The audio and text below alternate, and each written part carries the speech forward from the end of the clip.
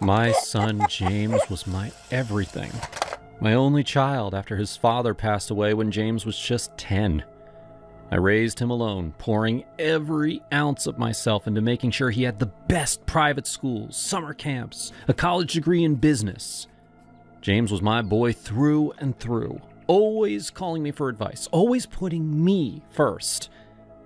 Until Rossi came along. I remember the day he brought her home like it was yesterday. It was a sunny afternoon. James was beaming, his arm around this ugly woman. "Mom, this is Rossi. We've been dating for a few months now." I forced a smile, but inside my stomach churned. Rossi was from Romania. She grew up in a rundown apartment complex, her family scraping by on minimum wage jobs. I could see it in her eyes, that calculating glint. She wasn't good enough for my James. He deserved someone from our world, someone with class, education, ambition. But James was smitten, and no matter how many times I hinted that she might be after his inheritance, the house, the savings I'd built up, he brushed it off. "Oh, she's genuine, Mom," he'd say, hugging me. "You just need to get to know her." We argued about it endlessly. "James, honey, think about your future," I'd plead over dinner. "She's not like us. What if she's just using you?" But he married her anyway, in a small ceremony at the courthouse because they couldn't afford anything fancy. I refused to attend. It broke my heart, but I had to stand my ground. After that, things changed. James stopped calling as often, and when he did, it was all about Rossi, how she was taking classes to become a nurse, how they were saving for a house. I felt like I was losing him, piece by piece. I'd visit unannounced, pointing out how the apartment was messy, or how Rossi didn't cook like I did. "See, son, a real wife would have this place spotless," I'd say. Rossi tried to be polite at first, but eventually she snapped. "Mrs. Hargrove, with all due respect, this is our home. If you can't be supportive, maybe you shouldn't come over," she told me one evening, her voice steady but edged with frustration. James sided with her. "Mom, you need to back off," he said, his eyes avoiding mine. That was the beginning of the distance. They moved to a small house in the suburbs, and my visits became rare. I was left alone in my big, empty house. How dare she take my boy from me? She was a gold digger, plain and simple. I knew it in my bones. Years passed. 5, to be exact. James built a decent career in real estate, and Rossi got her nursing degree. But cracks appeared. I heard through mutual friends that they were arguing about kids, money, everything. Then the call came. It was James, his voice cracking. "Mom, Rossi and I are getting divorced. It's over." My heart leaped with joy, but I played it cool. "Oh, honey, I'm so sorry. Do you need me to come over?" "Yes, please," he whispered. I packed my bags that night and drove to his place. I cooked his favorite meals, listened to him vent about how Rossi had changed, how the spark was gone. But then I saw it. Even after the papers were signed, Rossi still came around. She'd drop off forgotten items or check on the dog they shared custody of. They'd laugh in the kitchen like old friends, no bitterness. It infuriated me. "Why is she still here?" I asked James one night. "The divorce is final. Cut ties." "We're trying to stay amicable, Mom. It's not her fault entirely." "Amicable?" She was worming her way back in. I was sure of it. I couldn't let her win. And that's when the plan hit me. Late one night, as I scrolled through my phone, seeing ads for services disguised as companionship. I needed someone to make James forget Rossi once and for all. Then I'd orchestrate a scene where Rossi walked in on them, maybe in the act, or at least with photos as proof.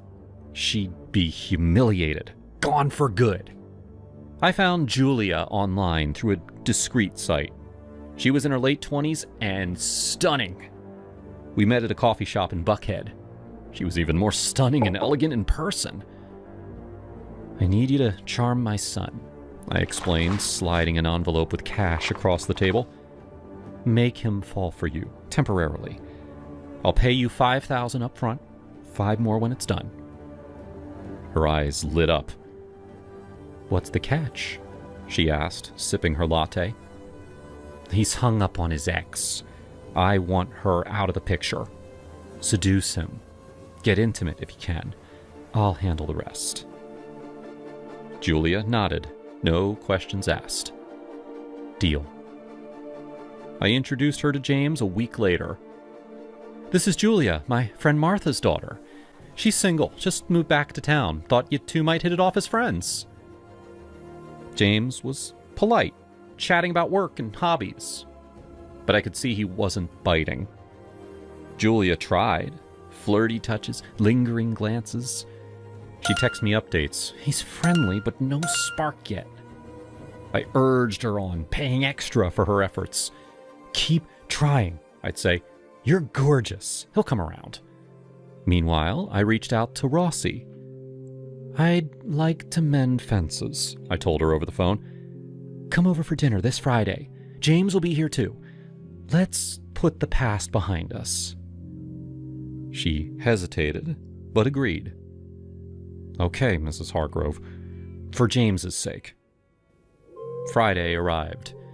I had Julia over early, instructing her to wait in James's bedroom. When I signal, make your move, I whispered. James got home from work, tired, but unsuspecting.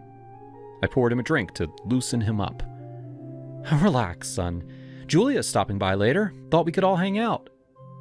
Rossi showed up at 7. We sat in the living room, awkward small talk flowing. So, how's nursing going? I asked, forcing a smile. It's busy, but rewarding. Helping people heal. It's what I always wanted. James joined us, and I saw the way he looked at her. Lingering, regretful. My blood boiled. Excusing myself, I texted Julia. Now. Then I called out, James, can you check on something in your room? He went in, and I led Rossi toward the hallway. Well, let me show you the new curtains I hung, I said innocently. Peeking through the cracked door, I watched. Come on, James. It's been weeks. I know you want me. Let me take care of you. James froze, his face flushing. What the hell, Julia? He stammered, looking away, tears welling in his eyes. I can't do this. I still love Rossi. This is wrong. He stormed out, slamming the door. Rossi and I stood there, shocked. She had seen it all through the opening I'd left. What was that? She gasped. James wiped his eyes. Mom, you set this up, didn't you? Julia's not Martha's daughter. This is insane. And before I could deny it, screams erupted from the bedroom. We rushed in. Julia was furious, yelling at me. You crazy old b****. He rejected me flat out. I've been trying for weeks and nothing. You promised this would work. You worthless trash. I paid you a fortune. You couldn't even seduce a heartbroken man? She lunged, but I slapped her first, hard, across the face. Get out, now! Julia's eyes blazed. She grabbed the table lamp, swinging it like a bat. It cracked against my shoulder, pain exploding. You think you can treat me like you nutcase? I screamed, falling back. Rossi rushed forward to help me. Stop! Julia, stop! But James held her back. Let him fight it out. Mom deserves this. She's been manipulating everything. Rossi looked at him, horrified. James, she's your mother. Not anymore. Rossi, let's get out of here. There's a new bar downtown with live music. Want to grab a drink? Just us? She blinked and then nodded, a small smile breaking through. Yeah, I'd like that. They left without another word, the door clicking shut behind them. Julia and I were left panting, glaring daggers. She was still spitting curses. "Keep your money, you psycho! I'm done!" She stormed out, leaving me alone on the floor, bruised and humiliated. I sat there for hours, nursing my wounds with ice. Rossi was still a stupid stealing my son again. James was stupid too, blind to her schemes. I was right all along. They just couldn't see it. James didn't come home that night. He texted, "Staying with Rossi. We talked. We're giving it another shot." I called, begged, screamed into voicemails, "Come back, son, she's using you!" No reply. Eventually, he showed up to pack his things. "Mom, this is goodbye. Rossi and I are moving to Florida. Fresh start." "Please, James, I did it for you." "No, you did it for yourself. Goodbye." The house felt emptier than ever. I joined a book club, tried therapy, but the anger lingered. A friend said I was too controlling. But how could I let go? He was my world. Months later, I heard they remarried. Small beach wedding. A mutual friend sent photos. James happy, Rossi glowing. I deleted them immediately. So now I sit alone, watching TV. I wonder if I was wrong. But deep down, I know I wasn't. Love makes fools of us all, especially mothers. If I could do it over, I'd fight harder. For him. For us.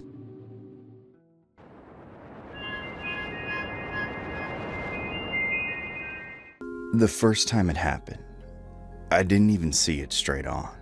I was alone in our apartment in Illinois, south of Chicago. The TV was on, but I couldn't tell you what I was watching. I had a newborn in the next room. That kind of watching TV isn't really watching. It's just letting noise keep you from hearing your own thoughts. My daughter had finally gone down for a nap, which meant I had exactly 1 sacred hour to sit like a human being. I remember thinking, don't move too much, don't jinx it. I had my phone in my hand and a cold coffee on the end table. Cold because I kept making it and forgetting it existed. And then, out of the corner of my eye, I saw something move on the couch. Not a little twitch, not a shadow, a thing. I snapped my head toward it, and my whole body went hot and numb at the same time. A spider. A giant spider. I'm talking the size of my hand, maybe bigger, with legs like twigs and a dark glossy body. It looked like something that should have had its own theme music. I stood up so fast my knees hit the coffee table. No. My skin crawled like it already touched me. I didn't think. I didn't weigh options. I didn't even grab shoes. I just bolted down the hall. My daughter was sleeping, tiny and perfect, her mouth slightly open. She had that newborn smell of milk and clean skin. My heart was hammering so hard I thought it would wake her up through the crib mattress. I whispered, hands shaking as I reached for her. "Hey, sweetie, mommy's got you. Mommy's got you." She stirred, making that small newborn grunt. My panic spiked. What if she cried and that spider came? Why did my brain make it come like it could hunt? I yanked open the dresser drawer and started grabbing whatever I could. A onesie, socks, a little hat. Everything got tangled up because my hands weren't cooperating. "Please don't wake up." I begged, like I wasn't talking to a baby but to the universe. I dressed her as fast as I could, fumbling with snaps. My own breath sounded loud in my ears. When I finally got her bundled against my chest, I kicked the room door shut behind me and shoved a rolled towel along the crack underneath, like I was sealing a room from toxic gas. Okay, we're fine. I was not fine. I had my phone in one hand and my daughter in the other, and I called my husband. He answered on the second ring. "Hey, he started. I said, and my voice came out as a sob. There's a spider, a huge spider, like the size of my hand. I saw it on the couch. I can't find it now, and I'm freaking out. My voice came out as a sob. He paused, and I could hear the faint sound of his workplace in the background. Machines, people talking. A spider? He repeated. It was a giant spider. Don't say it like I'm being dramatic. It was huge. Okay, where are you? In the room. I shut the door and plugged the bottom. I'm not letting it in here. Hun, we don't have spiders like that here. It's probably... Don't you dare. I saw it. Honey, I believe you saw something. I'm saying it might have looked bigger because... Because I'm tired? Because I'm crazy? I'm alone here with her. If it crawls into her crib... It won't, honey. I'll come home as soon as I can. Can you go outside? Can you wait in the car? I am not walking through the living room. I'm not. Call your mom. Have her come over. I'm calling her right now. I then hung up without saying goodbye. My mom answered like she always did. Upbeat, midlife busy. Hi, honey. Everything okay? No, Mom. There's a spider in the apartment. It's huge, like not a normal spider. I can't find it anywhere. I'm scared. There was a small pause. Oh, honey, she said, and I hated the gentle tone immediately.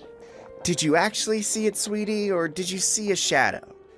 I saw it, Mom. I saw legs, the body. I saw it. I'm not making this up. She made a little sound like she was trying not to laugh. It might have been her own nerves, but it hit me like betrayal. Sweetheart, you're exhausted. You've barely been sleeping. Your eyes play tricks when you're... She said. My eyes aren't playing tricks. I'm holding the baby and I'm terrified. Okay, sweetie, what do you want me to do? I want you to believe me and I want you to help. I can't stay here. Okay, sweetie, I understand. Do you want to come here? She asked, and it sounded like she finally understood the depth of it. Yes, I'm coming.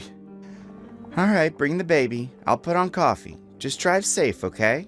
I moved like the apartment was full of landmines. I didn't walk into the living room.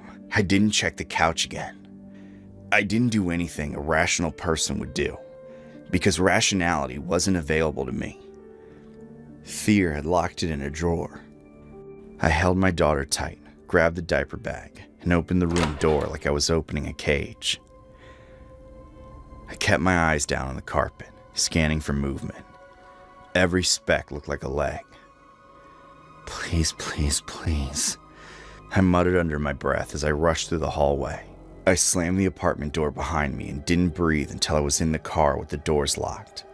I sat there for a second, shaking so hard the baby's blanket trembled. She made a tiny sound and I kissed her forehead. I'm sorry, sweetie. Mommy's just scared. The drive to my mom's felt like fleeing a crime scene. An hour of white-knuckled steering and checking mirrors, like the spider might somehow be waiting in the back seat. Every time my daughter made a noise, my whole chest clenched. When I got to my mom's house, she opened the door. She took one look at my face and stopped making that "you're being silly" expression. Oh, honey, you're shaking. I know it sounds stupid, but it felt so real. It felt like it was going to get her. I started crying full ugly sobs. My mom rubbed my back. It's not stupid, sweetie. Come sit. Give me the baby. That night, when my husband got home, he called me from our apartment. I tore the couch apart, like literally. I flipped it, took cushions off, checked under everything. I checked the vents, the baseboards. I can't find anything. So it's hiding. It's hiding. Or respectfully, sweetie, it wasn't there, he said gently, and I could hear him choosing words like he was walking through a room full of glass. I went cold. So you think I made it up? I think you're under a lot. I think your brain is running on fumes. My brain isn't broken. I saw it. Baby, I'm not saying you lied. I'm saying maybe your mind did that thing minds do when you're terrified and exhausted. I stared at the wall in my mom's kitchen while she washed bottles in the sink, and I felt something deep and humiliating settle in my stomach. The possibility that maybe I couldn't trust my own eyes. Days went by. Time did what time does. The memory dulled. My daughter got bigger. My life returned to a version of normal. A year later, I was sitting in a college classroom. Psych 101, I think. I'd signed up because I needed something that was mine again. Something that didn't involve diapers. The professor was an older woman, lecturing about postpartum mental health, writing terms on the board. Postpartum depression, postpartum anxiety, intrusive thoughts, panic. I was half listening, doodling in my notebook, when she added, casual as anything. And in some cases, postpartum psychosis. That can include hallucinations. My pen stopped. Hallucinations can be visual or auditorial, hearing things, seeing shadows or figures. Sometimes insects. Sometimes the mind creates a threat as a way of explaining overwhelming stress. The room went quiet in my head, like someone hit mute. I raised my hand without even thinking. "Yes?" she said. "Is it common, like seeing something that isn't there, especially like bugs?" "It happens, not the most common symptom overall, but it is documented. Sleep deprivation, hormonal shifts, anxiety, it can all contribute." My face went hot. I felt stupid and vindicated at the same time, which is a terrible combination. After class, I waited while everyone else filed out. When the professor looked up, I blurted, "I thought I saw a huge spider after my baby was born." She didn't laugh. She didn't look at me like I was ridiculous. She just said, "That must have been terrifying." It hit me so hard I almost cried right there between the desks. It was. I felt insane. She leaned against the desk. "You weren't insane. You were overwhelmed and exhausted, and your brain did what brains do under extreme conditions. It doesn't make you stupid. It makes you human."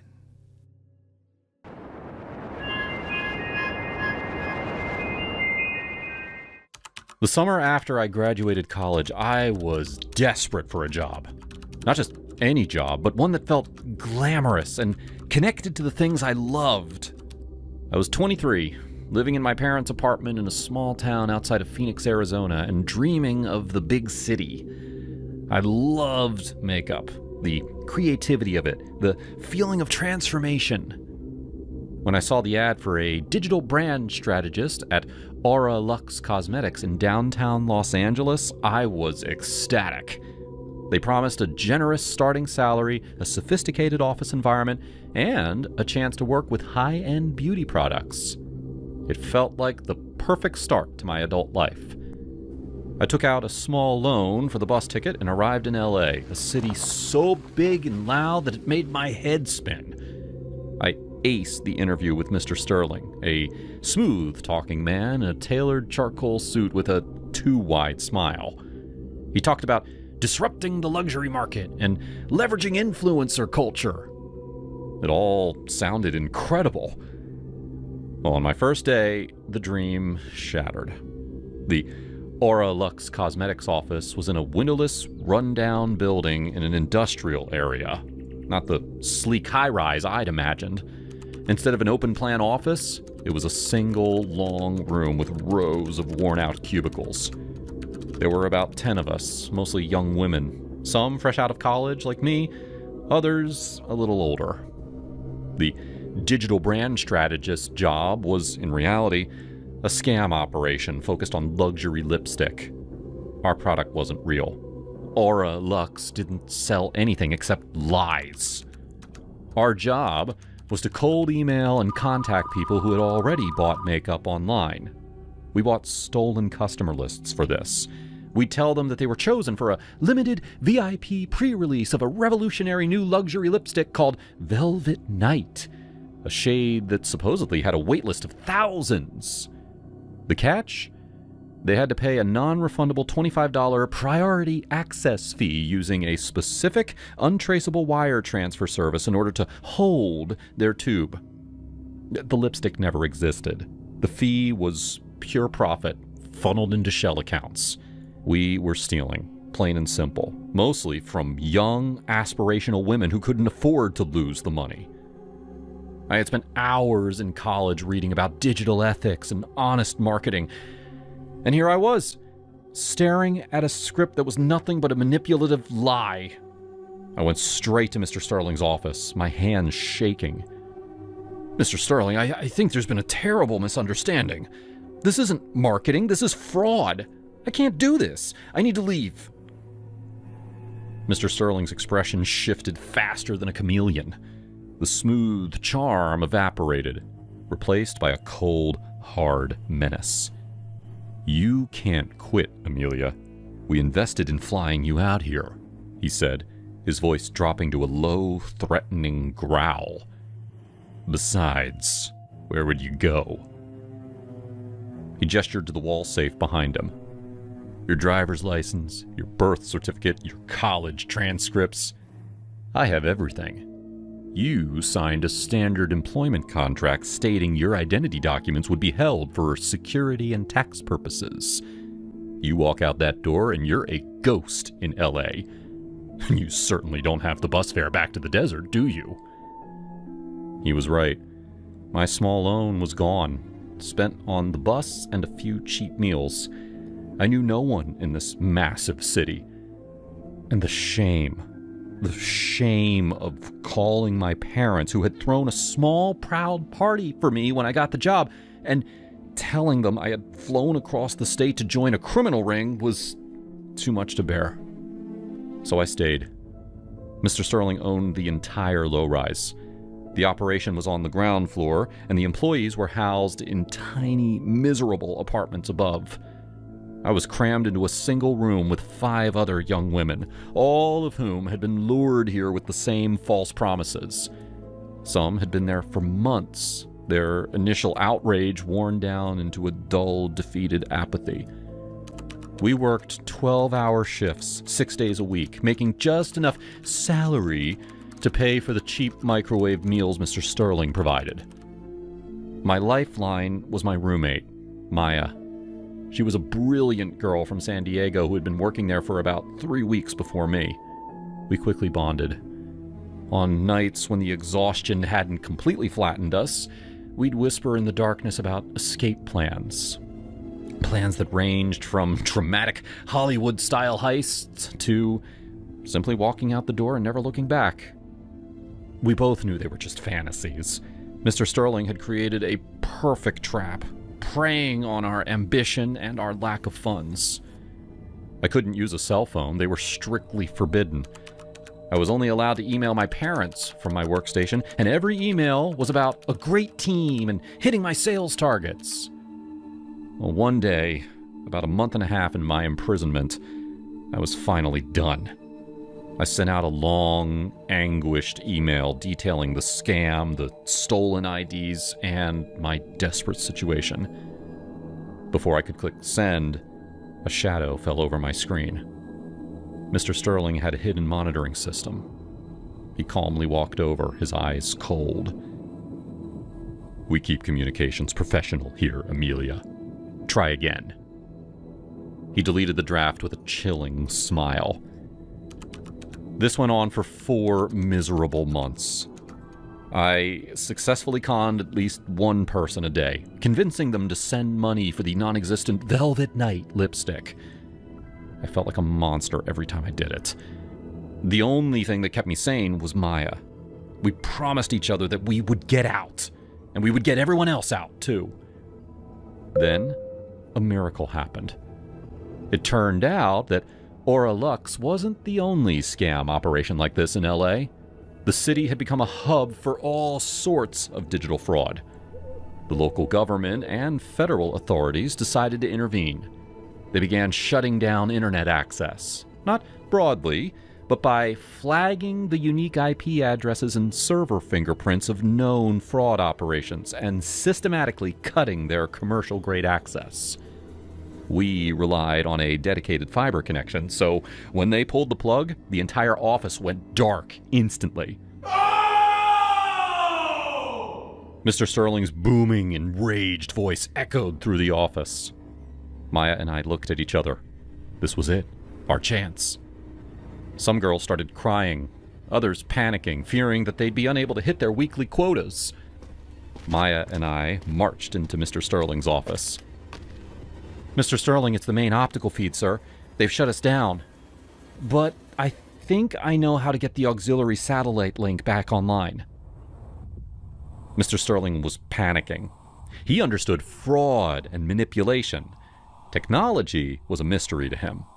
Fix it. Do whatever you need to fix it. We can, but we need you to do one critical thing, Maya interjected calmly. We need to reboot the main dish's primary relay. It's on the roof, sir. There's a specialized panel near the antenna. You need to flip the marked yellow switch, wait 30 seconds, and then press the red emergency bypass button. It was a complete, confident fabrication. There was nothing on the roof but HVAC units and pigeons. All our core network equipment was in the server closet next to his desk. You two do it, he screamed. Can't, sir. The reinitialization sequence has to be run from the console down here, I explained, pointing vaguely at a dusty switch box. If we move, the sequence resets. It's incredibly sensitive. You have to go up. It's the only way to save the operation.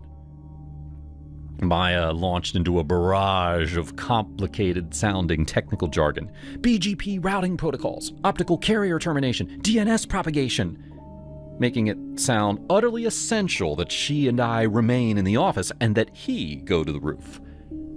Desperate and technologically illiterate, Mr. Sterling finally agreed. He snatched the key to the roof access hatch and stormed out of the office, his expensive leather shoes squeaking down the hall. The moment the door slammed shut, we moved. We didn't have much time. Mr. Sterling would soon realize that there was no yellow switch or red button. We focused on the wall safe where he kept our IDs. He uses the same 4 digits for everything, Maya muttered, prying at the filing cabinet near the safe. His bank pin was on a sticky note under his keyboard. I bet it's his birthday, June 24th. I quickly dialed 0624 into the safe's keypad. The tumbler clicked, and the heavy door swung open. Inside was a treasure trove.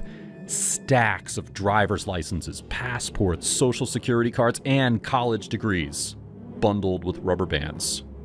Our identities. And then, a stroke of pure karmic luck. Mr. Sterling, in his fury and haste, had left his dark crocodile skin wallet sitting on the edge of his mahogany desk. We scooped up the IDs and the wallet. The wallet contained his credit cards, several $100s in cash, and a small notebook. Flipping through the notebook, we found what we were looking for. The 4-digit PIN written discreetly next to a bank name. We raced out to the main cubicle area, our hearts pounding against our ribs. "Listen up!" Maya yelled, holding up the stack of IDs. "He's on the roof. The internet's dead, and the police will be here eventually. He took your IDs, but we have them. Get up, take your ID, and leave. Now!" Only 2 of the women, paralyzed by fear and long-term psychological defeat, stayed frozen at their desks. The rest of us surged forward, grabbed our documents, and bolted for the fire exit. We didn't stop running until we reached a busy street corner 2 blocks away. The first thing we did was find the nearest ATM, a small independent machine in a convenience store. Maya used Mr. Sterling's ATM card and the PIN to empty his checking account. We withdrew every dollar, dividing the cash equally among the group. "Go to the bus station," I told the group. "Go to the train station. Buy a ticket and don't look back. Don't call anyone until you're outside of LA." We hugged quickly, a flurry of relieved tears, and muttered thanks, and then scattered, blending into the LA crowd. Maya and I headed straight for the central bus depot. As we waited for our respective buses, hers back to San Diego, mine back to Phoenix, we said our goodbyes. It was a fast, necessary farewell to a trauma that we had shared and conquered. It had all happened so fast, I never got to see the look on Mr. Sterling's face when he came down from the roof after discovering the non-existent red button, to find his office empty, his safe wide open, his money gone, and his entire operation dismantled by the very people he had victimized. I hope he felt every ounce of the anger, betrayal, and hopelessness that he had inflicted on the thousands of people he scammed for a living.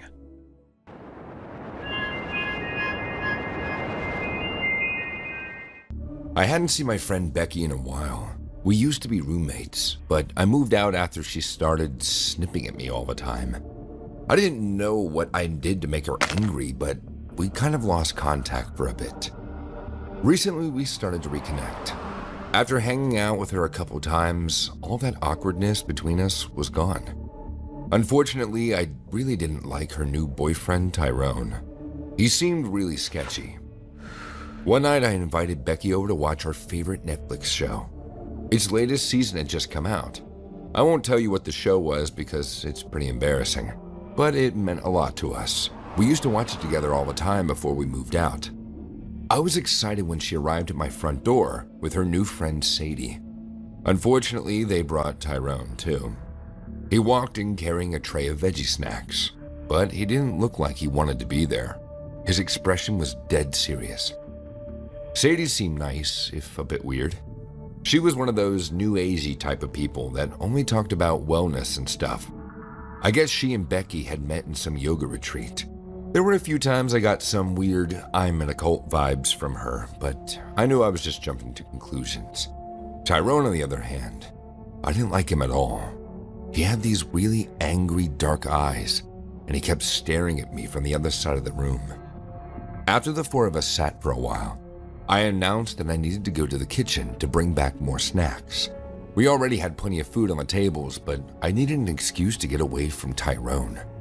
Unfortunately, he followed me into the other room. "Hey," he said, looking over his shoulder to make sure Becky couldn't hear us. I ignored him, so he stepped closer and cornered me against the fridge. I tried to push him away, but he grabbed me by the shoulders and got right in my face. "Listen," he whispered. I was terrified. My friends were just one room away, and I was too scared to scream. If Tyrone wanted to, he could snap my neck before Becky and Sadie even got off the couch. "Don't hurt me," I whimpered. "I'm not," he said, then realizing that he was acting pretty threatening, so he let go of my shoulders, but he still had me cornered. "You're in danger. You have to believe me," Becky shouted from the other room. "Is there a problem?" "No," Tyrone answered for me. He turned towards me, his dark eyes looking so desperate. I had to hear him out. "Listen, we don't have a lot of time." I looked at Becky's phone and she was texting Sadie. "They're gonna hurt you tonight. I'm not sure what, but they're planning some kind of cruel prank. The only reason I came was to stop them and to warn you. I don't really know you, but I know you don't deserve whatever those girls are planning." I didn't believe him. Ever since I met him, I just felt bad vibes off of him. When we re-entered the living room, Becky took one look at us and knew that something had happened. "Tyrone, what did you tell her?" "I only wanted to..." Becky started pushing him towards the front door as he tried to reason with her. She shoved him out of my house and locked the door behind him. Then she walked back towards me and apologized. "I never should have invited him. He's always messing with my friends." It felt great to see Becky stand up for me like that. The old Becky would have automatically chosen her boyfriend over me, but I guess that she was different now. Becky and I sat on the couch, and Sadie was in the recliner next to me. She filled us in on what we missed on the TV. Everything went back to normal surprisingly quickly. It felt so comfortable to sit with them and make jokes about the show. It didn't take me long to forget about the weirdness with Tyrone.